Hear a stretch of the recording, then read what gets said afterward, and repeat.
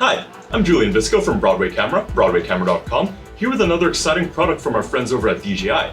Meet the RSC2.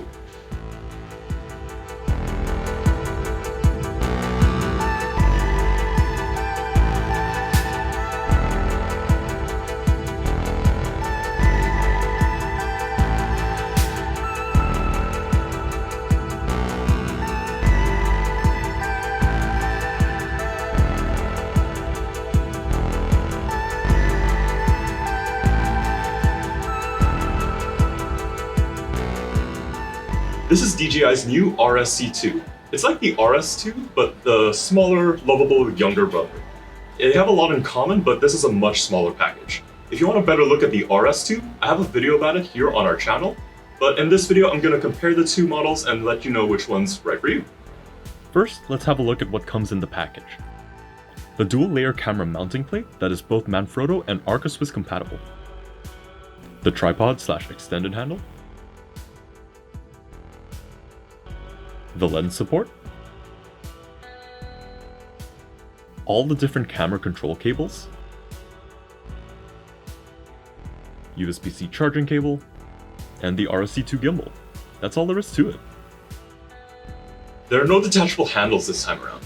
Unlike the RS2 that has a detachable handle for the battery, it comes together as one unit that keeps the form factor small and makes setup time just a lot faster. Speaking of batteries, this thing will still last you around 14 hours of runtime, and can be quick charged to 100% in about 1.5 hours. Its overall footprint is about the same as an A4 size paper, so I could see myself fitting this whole thing in my camera bag along with all my other equipment. Both gimbals use DJI's new Titan stabilization algorithm, meant to give you smoother footage even at higher focal lengths. The screen on this model is a 1-inch OLED display that shows you the current follow mode and speed. You can access a full menu using the dial on the side. Even complex settings like the joystick speed can be adjusted on the fly. Of course, you can still make these changes through the Ronin app. Just like the RS2, the RSC2 has a built-in focus wheel that allows you to control the focus and zoom motors when those are attached. On either side of the gimbal, you will find 2 NATO mounting points that open up a world of possibilities, and really let you create a setup that suits your needs. And that's about all these two gimbals have in common. But once you see what this thing can do differently, I think you'll be pretty impressed. The main things that sell me on this gimbal are its size and versatility. Unlike other gimbals that offer different shooting styles, this one doesn't require you to take off any piece or attach anything else. It switches between all the different modes without any issue. First is the usual upright mode, which is what you'll be using for most of your shots.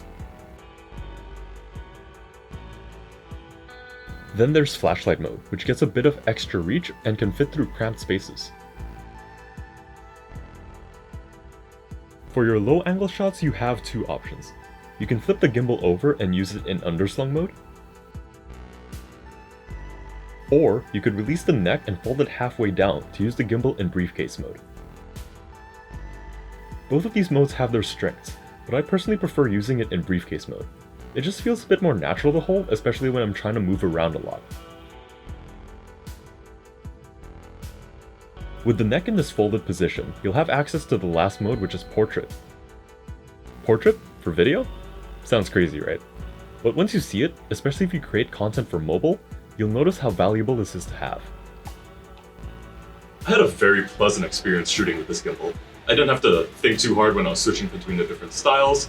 If I wanted a shot, I just switched to the correct mode and got it. The RSC2 is incredible.